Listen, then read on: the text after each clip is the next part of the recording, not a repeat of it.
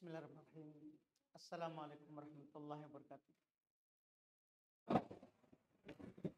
Alhamdulillahirabbil alamin. Wassalatu wassalamu ala Rasulillah nabiyina Muhammadin wa ala alihi wa ashabihi wa man tabi'ahum bi ihsan ila yaumiddin. Amma ba'd. Kaum muslimin jamaah salat maghrib rahimani wa rahimakumullah. Alhamdulillah, kembali kita melanjutkan pembahasan fikih dengan membaca kitab Umdatul Fiqh karya Al-Imam Ibnu Qudamah Al-Maqdisi rahimahullahu taala. Kita masih di pembahasan Kitabus Shiyam tentang puasa.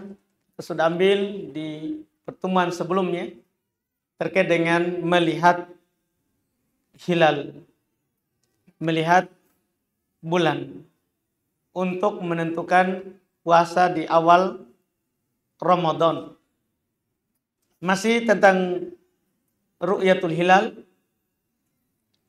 beliau berkata berikutnya, wa idza ra'al hilal wahdah, wa idza ra'al hilal wahdahu shoma. Ini terkait dengan melihat hilal. Apabila ada seorang melihat hilal wahdah, dia sendiri yang melihatnya, shoma, dia berpuasa. Walaupun orang-orang tidak berpuasa. Ini pada dasarnya. Karena berdasarkan hadis dari Nabi kita Muhammad sallallahu alaihi wasallam yang kita sudah ambil di 2 kali juga pertemuan sebelumnya, kata Nabi, sumu li ru'yatih, berpuasalah karena melihatnya. Juga sebelumnya Allah Subhanahu wa taala berfirman, surah Al-Baqarah 185, faman syahida minkum asy-syahr falyasum. Siapa saja di antara kalian melihat bulan, maka wajib dia berpuasa.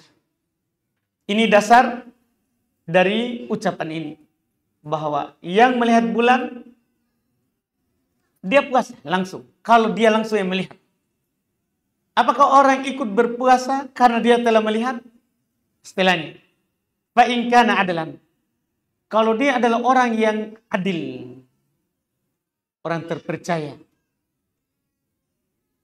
Iya, adil itu dia adalah orang yang al-iltizam bil Islam. Orang berpegang dengan Islam.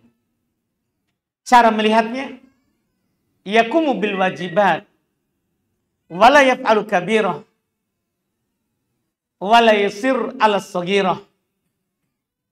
Ini namanya orang multazim yang berpegang dengan Islam. Tegak menjalankan wajib. Tidak melakukan dosa-dosa besar. Dan tidak terus-menerus dalam melakukan dosa kecil.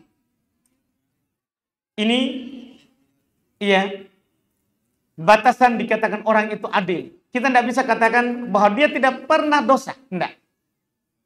Karena ada orang tidak pernah dosa. Hanya Nabi yang dijaga. Karena beliau di umur kecil, 2 tahun 4 bulan, sudah dibela dadanya, dibersihkan hatinya. Dan dikeluarkan oleh Jibril bagian setan di dalam hatinya. Beliau juga punya pembisik kepada keburukan, tapi masuk Islam. Sehingga juga tidak menggoda Nabi kepada hal yang tidak baik. Nah, kita tidak ada seperti itu. Iya. Makanya pengertian adil itu bukan tidak pernah berdosa. Tapi orang yang selalu menjalankan, menjaga yang wajib, tidak jatuh dalam dosa besar dan tidak terus-menerus dalam dosa kecil. Tidak terus-menerus dalam dosa kecil. Ini disebut adil. Jadi kalau dia orang yang adil, soma annas biqaulihi, maka orang-orang berpuasa dengan ucapan. Kalau dia bilang ke orang bahwa saya telah melihat hilal bulan Ramadan, orang-orang puasa dengan ucapannya. Dengan ucapannya. Ini yang disebutkan. Tapi di sini apakah seluruh manusia di sini, seluruh maksudnya adalah seluruh negara Islam? Atau manusia yang ada di sekitarnya yang berpuasa tadi? Kalau ini diperselisihkan. Dari masa sahabat, perselisihan akan masalah apakah jika sudah ada negara melihat hilal, wajib negara lain untuk berpuasa walaupun mereka tidak lihat hilal. Ini dari dulu sudah diperselisihkan, dari masa sahabat bahkan sampai kita sekarang ini. Masalah lihat hilal ya, bukan masalah hisab. Kalau masalah hisab, tidak ada ulama dari dulu memakai hisab. Yang memakai hisab ini orang belakangan. Iya, yang bersandar pada hisab. Dan para ulama telah menjelaskan, iya, cacat daripada melihat berpuasa karena hisab. Berpuasa karena hisab. Kita tidak berbicara ini, kita berbicara lihat bulan. Dari masa sahabat sudah ada khilaf. Apakah kalau sebuah negeri sudah melihat bulan, wajib bagi seluruh negeri Islam di bumi ini berpuasa dengan telah dilihat oleh negeri itu? Maka ini dari dulu dibicarakan, diperselisihkan. Ada 3 pendapat dalam masalah ini dari dulu sampai sekarang. Pendapat pertama dari ahli fikih, adalah kapan sebuah negeri telah melihat hilal, wajib bagi seluruh negeri Islam untuk berpuasa. Ada dari negeri timur lihat, barat harus berpuasa besok. Dekat ataupun jauh jaraknya. Ini pendapat dari madhab orang Hanafiyah, juga Malikiyah, demikian pula Hanabilah. Dari madhab yang 4. Dalil mereka adalah al-matla wahid. Matlak terbit bulan itu kan cuma 1. Kapan terbit di sebuah negeri? Ya sudah, pasti negeri lain terbit. Hanya saja mungkin mendung, tidak dilihat. Mendung sehingga tidak dilihat.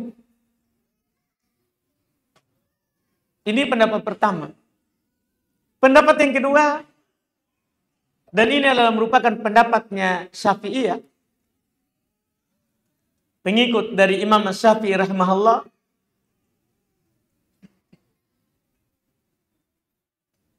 Mereka katanya dilihat kedekatan dan jauh dari negeri itu. Kalau berdekatan, 1 garis, 1 matlak, maka puasa karena dilihat oleh negeri lain. Misalnya kita 1 garis, Indonesia, Singapura misalnya, Malaysia, Brunei, semua 1 garis. Kalau sudah dilihat oleh negeri kita, semua negeri yang berdekatan dengan puasa. Adapun yang berjauhan, beda jam, maka tidak. Ini pendapat dari orang-orang Syafi'iyah. Dilihat dari jauh dekatnya sebuah negeri itu. Sementara ada juga yang berpendapat dengan pendapat yang ketiga, yaitu an-nas taba'un lil imam. Manusia dalam hal ini ikut pemimpin. Ikut pemimpin di negerinya. Kalau pemimpinnya mengumumkan bahwa besok kita berpuasa, puasa besok. Kalau belum, kita tidak berpuasa. Kita tidak berpuasa. Ini pendapat. Mereka berdalil dengan hadits Nabi Shallallahu Alaihi Wasallam bersabda, "As-saum yauma tasumun, wal fitru yauma tuftirun, wal adha yauma tudahun." Puasa itu tatkala semua orang di negeri itu berpuasa dengan pengumuman pemerintah. Dan kita berid juga ketika negeri itu semua orang berid dengan pengumuman pemerintah. Dan beradha saat mereka juga beradha. Saat mereka juga beradha. Pendapat ini dipilih oleh Al-Hafidz Ibnu Hajar rahimahullah. Beliau juga ulama Syafi'iyah. Dipilih oleh Al-Imam Al-Hafidz Ibnu Hajar rahimahullah ta'ala. Dan pendapat inilah yang sekarang ini kebanyakan penduduk negeri ikut. Setelah semua negeri itu berpisah. Masing-masing punya presiden sendiri. Beda kalau dulu. Kalau sudah ada yang ditaklukkan, maka negeri itu ikut ke pemimpin yang menaklukkannya. Sekarang tidak. Semua negeri sudah merdeka masing-masing. Sudah merdeka masing-masing. Maka mereka puasa ikut pemimpin mereka. Ikut pemimpin mereka. Dan pendapat ini yang dipilih oleh kebanyakan ulama sekarang. Karena ini adalah pendapat yang akan memutus perselisihan. Bahkan Syekh bin Baz rahimahullahu ta'ala belum menegaskan bahwa kami di Saudi melihat bulan. Di negeri kalian belum melihat. Maka kalian ikut. Di negeri kalian berdasarkan pengumuman pemerintah. Kalau sudah keluar di radio, kata beliau, atau di televisi sekarang, bahwa pemerintah menetapkan puasa besok atau puasa lusa, kita di bawah mereka. Karena dengan ini hilang perselisihan. Kapan kita masing-masing bertahan? Oh, sudah dilihat bulan di tempat lain. Maka ini akan menyebabkan perselisihan. Kita akan beda puasa, nanti lagi beda Id. Beda Id. Akhirnya kaum muslimin berada dalam kebingungan kadang. Ya. Bahkan tentunya dengan sebab itu nanti saling berselisihlah hati. Berikutnya lagi, ya, terjadi nanti ta'assub kelompok. Kalau pemimpin kan tidak ada begitu. Iya, karena pemimpin sebuah negeri adalah pimpinan untuk semuanya. Bahkan kafirnya pun dia pimpin. Kalau kita ikut hukumnya, itu akan mengangkat perselisihan. Itu akan mengangkat perselisihan. Walaupun dia ternyata salah. Walaupun dia salah. Karena kalau pemimpin yang salah, kita dosanya tidak tanggung. Pemimpin yang tanggung salahnya. Adapun kita tidak menanggung kesalahan itu. Kata Nabi Shallallahu Alaihi Wasallam, "Yusalluna bikum." Mereka pemimpin itu kalau sholat mengimami kalian. Fa in asaba falakum walahum. Kalau dia benar, pahalanya untuk mereka dan untuk kalian. Tapi wa in akhtau, kalau mereka salah, falakum wa alaihim. Pahala untuk kalian, dosa untuk mereka. Jadi kita tidak ada masalah kalau kita taat pemimpin. Tapi kalau kita menyelisih pemimpin, ini masalah. Kita menyelisih Allah. Karena Allah Subhanahu wa taala berfirman, "Ya ayyuhalladzina amanu atiullaha wa atiur rasul wa ulil amri minkum." Wahai orang-orang yang beriman, taatil Allah, taatilah Rasul dan pemimpin di antara kalian. Juga Nabi Shallallahu Alaihi Wasallam bersabda, "Ati isma wa ati wa in ta'ammaru alaikum abnun habasyi." Dengar dan taat walaupun pemimpin kalian itu adalah budak dari Habasyah sana. Walaupun budak, kita wajib taat. Kita wajib dengar. Iya, kita wajib dengar.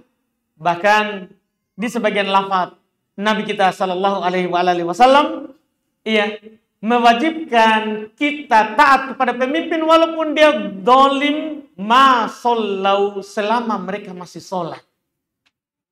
Dia ambil harta kita, dia pukul punggung kita, tapi mereka sholat. Kita wajib taat. Tidak boleh kita cabut ketaatan kepada pemimpin selama mereka masih sholat. Selama mereka masih sholat. Tidak boleh kita keluar diri kita dari ketaatan kepada mereka. Dan itu juga bukan akhlak yang islami. Itu akhlaknya orang-orang Khawarij. Orang Khawarij itu tidak ada yang benar, hanya dia saja. Bahkan Nabi saja dia kritik. Iya. Orang yang berpemikiran dengan pemikiran Khawarij, Nabi saja dia kritik.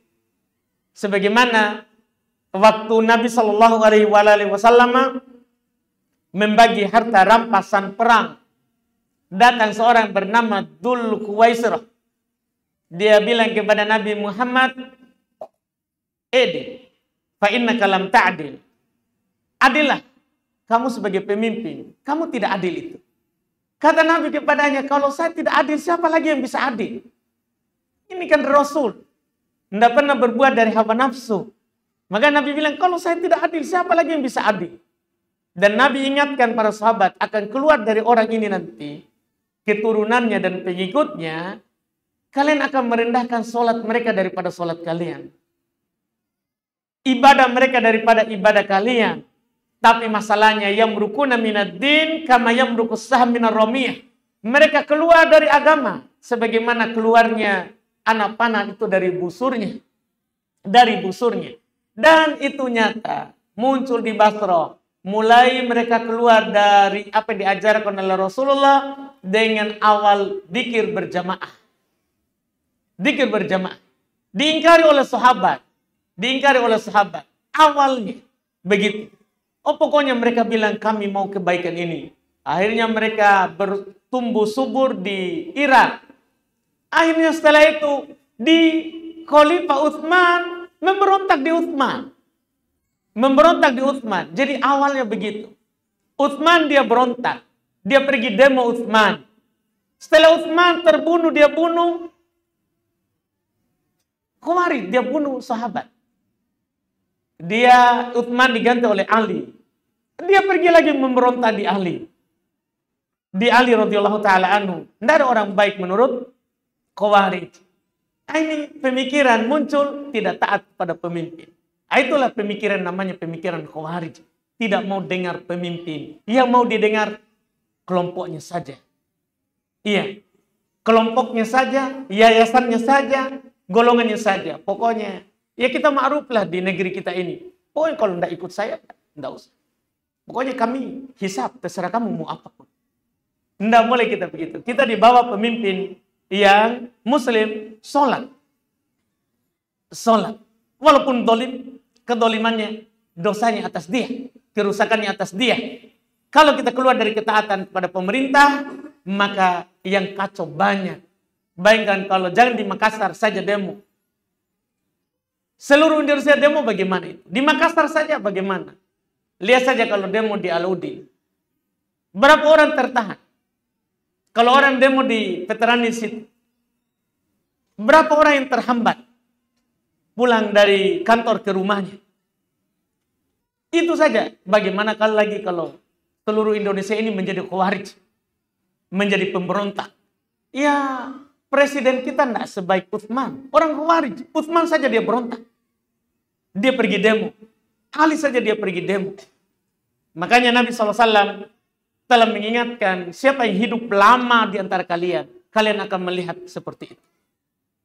Iya, kalian akan melihat seperti itu. Maka para sahabat mengatakan kepada Rasulullah, apa yang harus kami lakukan? Kalau kami sudah melihat orang-orang sudah seperti itu, pemerintah dikritik di jalan-jalan, iya, Apa yang kami harus lakukan? Ya, alaikum bisunnati. Kalian pegang saja sunnah. Pegang saja apa yang Nabi ajarkan. Maka kita akan selamat. Ini masalah ringan, masalah puasa ini. Walaupun para ulama berselisih pendapat, bahkan Syekh bin Baz sendiri, kita tahu Syekh bin Baz, dia termasuk ulama besar tentunya untuk masa kita sekarang ini, bersamaan dengan beliau berpendapat bahwa kalau kami di Saudi melihat wajib seluruh dunia ini puasa. Itu pendapatnya. Tapi bersamaan dengan itu, beliau bilang, al-amru wasi' bihamdillah, perkaranya luas, diberikan keluasan. Alhamdulillah. Iya, tidak perlu kita saling bersih tegang, ya, antara negeri yang satu dengan negeri yang lain. Kapan pemerintah umumkan, ikuti saja pemerintah. Masalahnya selesai. Masalahnya selesai. Kapan kita tidak ikut itu, maka tidak akan pernah selesai masalah di antara kita. Id selalu beda, puasa selalu beda.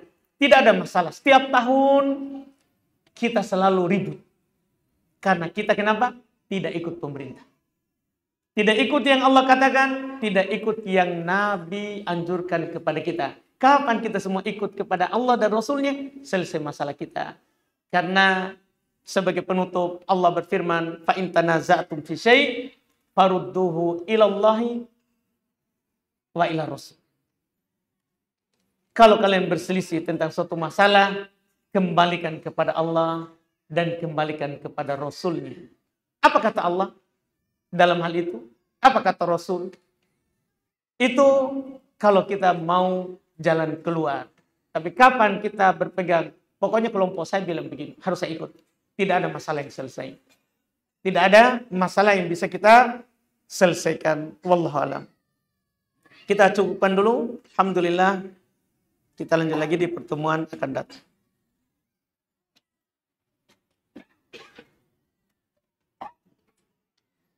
Apakah benar dahulu sholat wajib hanya 2 rakaat? Iya, awalnya begitu. Sholat itu diwajibkan 2 rakaat. 2 rakaat. Kemudian turun, dihapus dengan sekarang ini. Dan ditetapkan di safar. Di safar tetap seperti awalnya. 2 rakaat, 2 rakaat. Adapun di mukim, seperti yang kita sekarang ini. 4 duhur, 4 asar, 3 maghrib, 4 isya, 2 subuh. 2 subuh.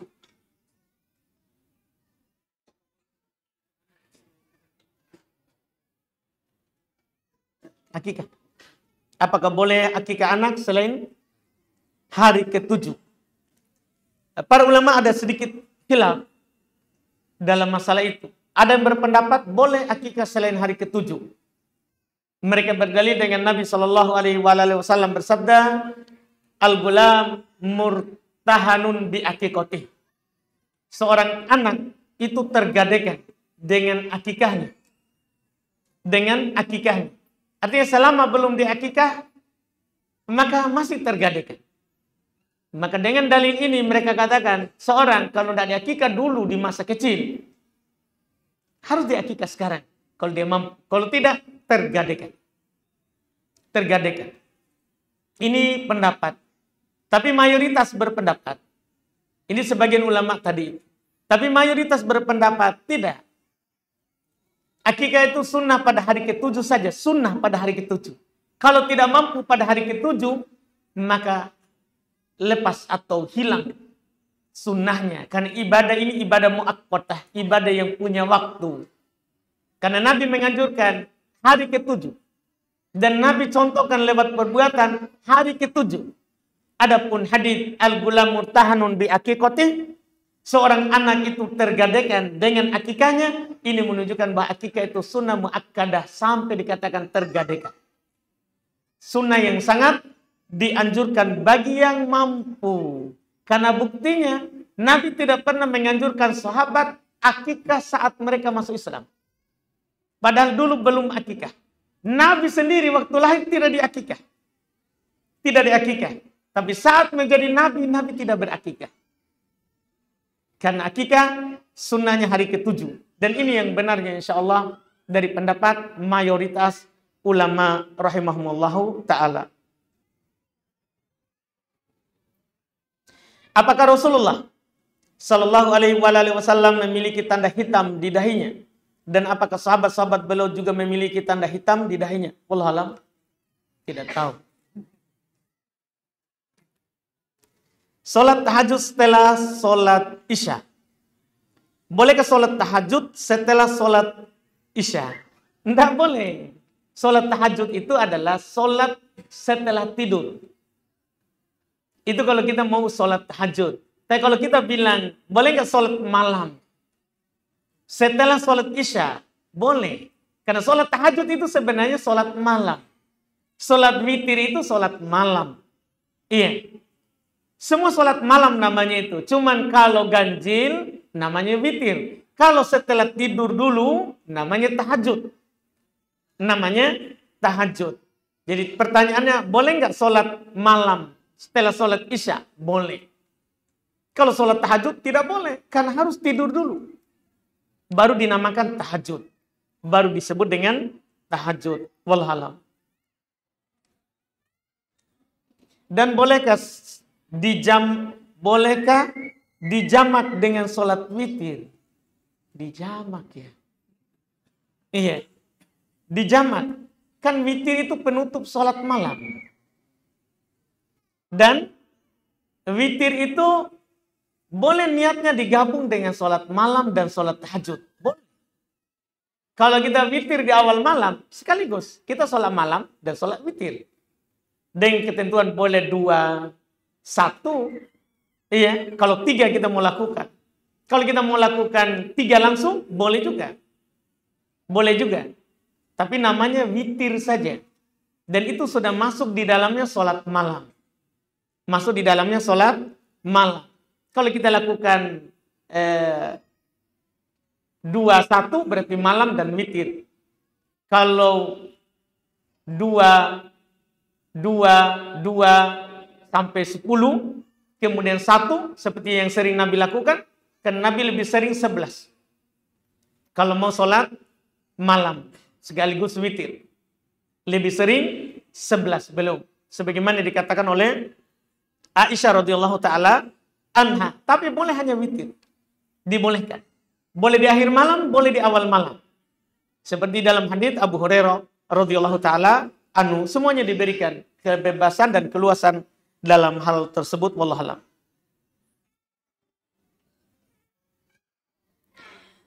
Bisakah seorang makmum yang masbuk menjadi imam saat ada masbuk lain yang baru datang untuk sholat? Diperselisihkan hal ini. Karena ketika masbuk, tadinya niat jadi makmum, kita masuk menepuknya.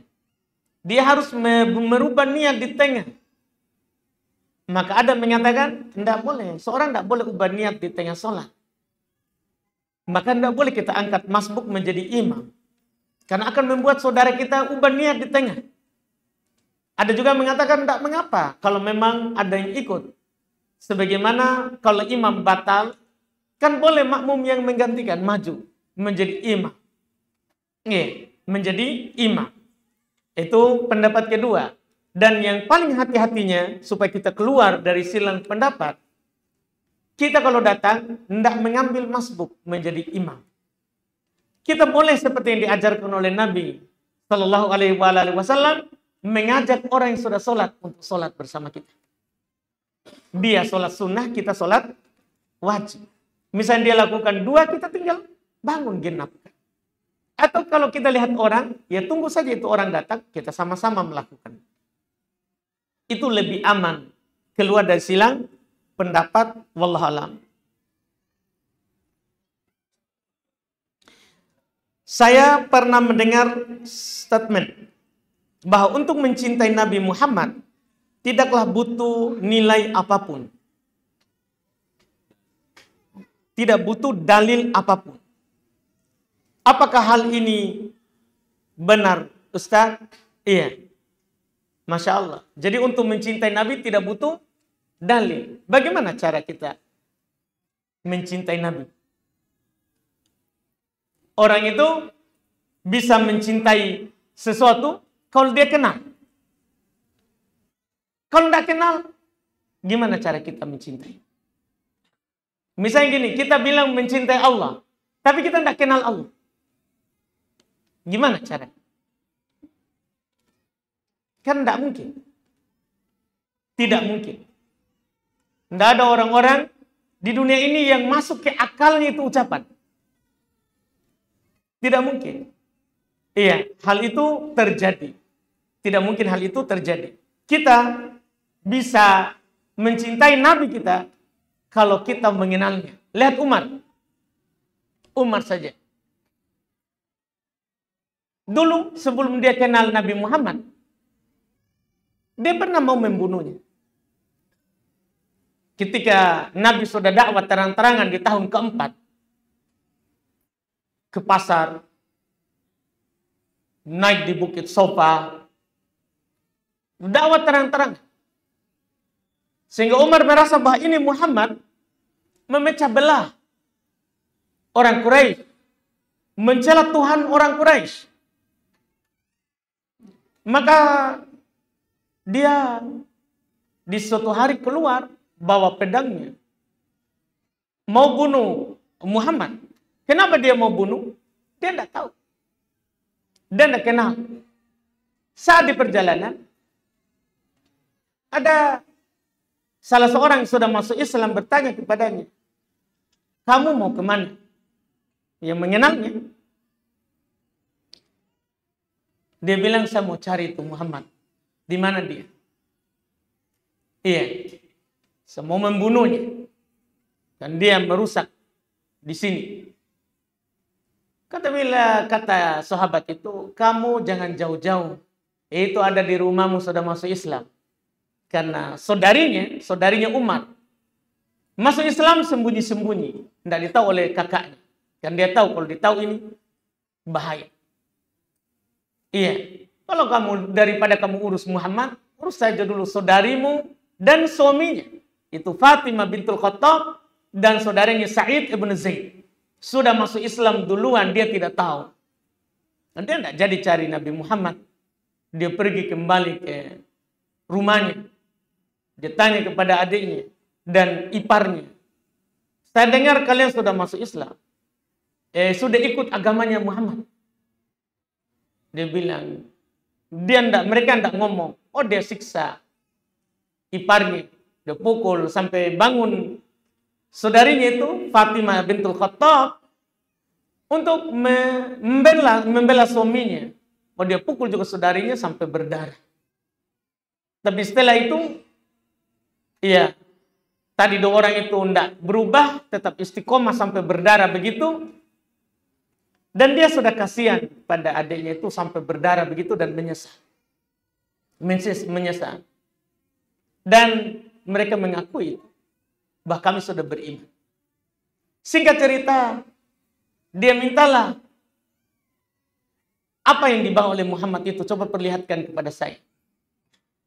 Waktu itu ada lembaran-lembaran Quran. Di adanya itu berisi surat Toha. Berisi surat Toha. Dia bacalah awal-awal surat Toha. Dia langsung bilang, ma'ahsan hadal kalam. Indah sekali ini ucapan. Mulai. Dia tertarik dengan Islam. Tertarik dengan Islam. Dia, waktu itu dia tanya Khabbab yang ada di dekatnya itu, tunjukkan saya di mana Muhammad. Dia pergi, diantar ke sana, ketuk pintu keras, dikatakan dorobat, dia pukul pintu. Iya. Di situ lagi ada sahabat banyak. Ada Abu Bakar, ada Ali, ada pamannya Nabi, iya, yang juga baru masuk Islam sebelumnya, Hamzah, juga sudah masuk Islam. Dia ketuk, iya, dikasih tahu Nabi siapa? Umar. Dia datang bawa pedang, masih bawa pedang, kita Nabi itu tidak pernah memperlihatkan bahwa beliau lemah. Bahkan beliau kalau jalannya seperti berlari kecil. Selalu bersemangat. Sebelum Umar marah, dia tarik ridanya. Pakaian yang dipakai di atas. Iya, dulu orang sering lebih banyak bersarung sama berida. Itu yang seperti orang umroh. Nabi tarik duluan ridanya. Iya, tentang dia mau apa. Ternyata dia bilang datang mau masuk Islam. Akhirnya dia masuk Islam. Setelah masuk Islam dia ngomong begini. Ya Rasulullah, anta ahabbu ilayya illa min nafsi. Wahai Rasulullah, kamu adalah orang yang paling saya cintai kecuali dari diriku. Artinya saya masih mencintai diriku sendiri daripada engkau. Tapi dibandingkan dengan manusia yang lain, kamu adalah orang yang paling saya cintai. Tapi Nabi bilang, tidak benar seperti itu. Kamu tidaklah beriman sampai kamu lebih mencintai saya daripada dirimu bahkan. Karena Nabi SAW berkata, la yu'minu ahadukum hatta akuna ahabba ilaihi min walidihi wa waladihi wa nasi ajma'in. Tidak beriman salah seorang dari kalian sampai saya lebih dia cintai daripada orang tuanya, anaknya, dan bahkan manusia seluruhnya. Kata Umar, ya Rasulullah, al-an kamu adalah lebih saya cintai daripada diriku bahkan. Kata Nabi, al-an ya Umar, sekarang baru benar, wahai Umar. Jadi kapan dia dianggap begitu? Kan begitu pertanyaan kita. Kapan ini Umar dianggap benar cintanya? Pertama, saat dia sudah kenal itu Muhammad, apa yang dia bawa? Gimana caranya kita bilang cinta? Nggak butuh dalil. Nggak butuh dalil. Kita harus tahu dalil. Kita harus tahu dalil. Iya, begini saja. Cinta itu kepada Nabi Muhammad pasti kita akan ikuti.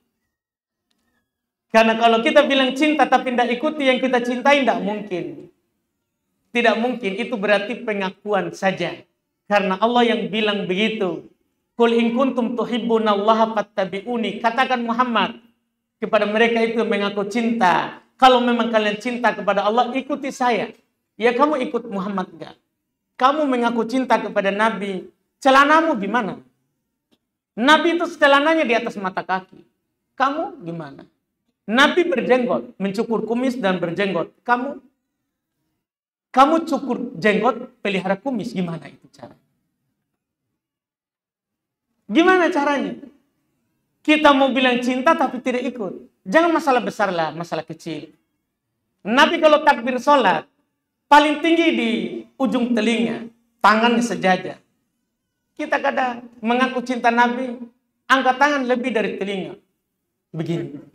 Maksudnya gimana itu? Iya. Atau kadang ada orang sholat hanya begitu, begini. Apa yang dia mau? Baru mengaku cinta Nabi, itu perkara-perkara ringan. Baru kita bilang tidak butuh dalil. Gimana caranya? Pokoknya tidak masuk akal lah. Orang bilang cinta Nabi itu tidak butuh dalil. Iya, tidak bisa diterima oleh akal sehat ini. Iya, tidak bisa diterima oleh akal sehat. Iya. Wallahualam. Alhamdulillah. Saya terlalu panjang? Tidak. Alhamdulillah. Sini ada pertanyaan lagi. Saya membeli barang bekas senilai 2 juta. Misalkan Ustaz. Oh, hayalan ini ya. Lalu saya menjualnya dengan harga yang sama. Namun barang tersebut sudah terpakai selama beberapa bulan. Kemudian pembeli berikutnya yang membeli dari saya menanyakan harga sebelumnya. Lalu saya mengatakan harganya di atas 2 juta. Karena pasti akan ditawar oleh pembeli berikutnya. Apakah hal ini dibolehkan Ustaz? Tidak boleh, kita dusta. Tidak boleh. Iya, kalau mau berkah, kasih tahu saja. Maka kata Nabi SAW, al-bay'an bil khiyar. Orang ketika melakukan transaksi jual beli, maka pembeli dan penjual memiliki hak untuk pilih, jadi atau tidak jadi. Maka kata Nabi setelahnya, dalam hadits Bukhari Muslim ini, Fa'in bayyana wa sadaqa burika fi bai'ihima. Kalau dia jelaskan, dia ngomong, jelaskan, ini barang begini, bekas. Dia jujur, diberkahi transaksinya. Walaupun mungkin kita tidak untung karena akan ditawar kurang, dan itu belum tentu. Kadang orang ada yang kita jujur, mana tidak mau dia tawar kurang. Belum tentu, itu kan baru sangka kita.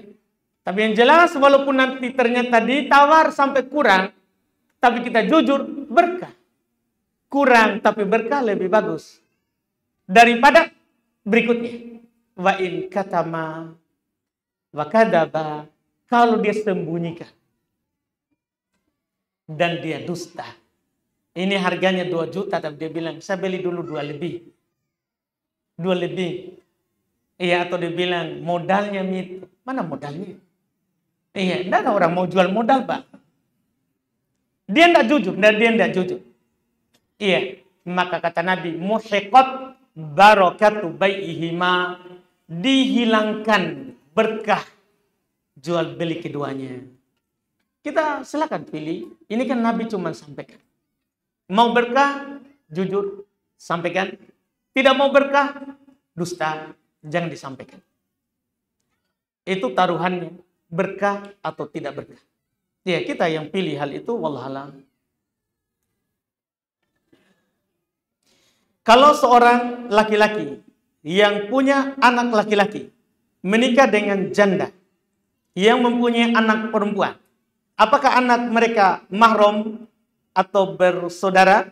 Dan apabila anak tersebut bukan mahram, bagaimana caranya agar mereka bisa jadi mahram? Masya Allah. Ya. Jadi kalau sama-sama bawa anak dari masing-masing ini adalah mahram bagi orang tuanya itu. Dengan syarat sudah dukhul.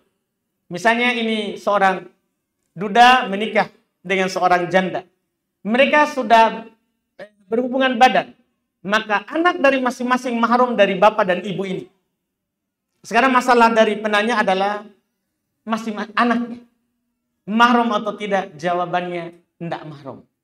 Sama-sama yang dibawa ya, yang masing-masing dibawa, bukan mahram. Bagaimana supaya menjadi mahram? Kalau masih bayi, yang dibawa itu oleh itu bapak masih umur di bawah 2 tahun. Misal dia baru lahir, istrinya meninggal, anaknya masih disusuan. Setelah meninggal dia cari ibu susuan. Dia menikah dengan seorang ibu. Dan dia lagi menyusui juga. Sudah, kalau dia susui ini anak, mahram. Untuk seluruh anaknya bahkan.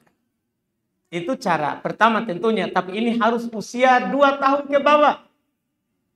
Karena tidak ada syariat menyusui orang dewasa. Iya. Tidak ada itu. Tidak boleh. Tidak ada itu kalau seorang suami menyusu sama istrinya langsung, anak ini saya. Tidak ada cerita itu. Iya. Tidak ada bayi besar. Yang ada bayi kecil. Jadi jangan macam-macam itu. Iya. Jadi itu tidak berlaku. Iya. Maka cara yang ditempuh bukan menyusuinya. Karena dia sudah besar. Karena berapapun kita kasih dia tidak kenyang-kenyang. Iya. Karena syaratnya itu 5 kali menyusui dan dia cabut kalau sudah kenyang. Orang dewasa mana kenyang? Iya. Untuk air susu tidak bisa kenyang. Iya enggak saudara? Iya. Tidak bisa kenyang. Biar setiap hari kita kasih tidak kenyang. Jadi itu dia cara kedua yang bisa ditempuh, yaitu menikahkannya. Kan bukan mahram. Jadi boleh dia menikah. Boleh dia menikah. Jadi judulnya nanti ya mertuanya bapak tirinya. Iya. Mertuanya itu laki-laki juga ibu tirinya tadi. Alhamdulillah. Warisan tidak lari ke orang lain juga. Alhamdulillah. Itu cara kedua yang bisa dilakukan. Wallahualam. Baik, kita cukupkan. Mudah-mudahan bermanfaat. Subhanakallahumma wa bihamdik, asyhadu an la ilaha illa anta, astaghfiruka wa atubu ilaik. Assalamualaikum warahmatullahi wabarakatuh.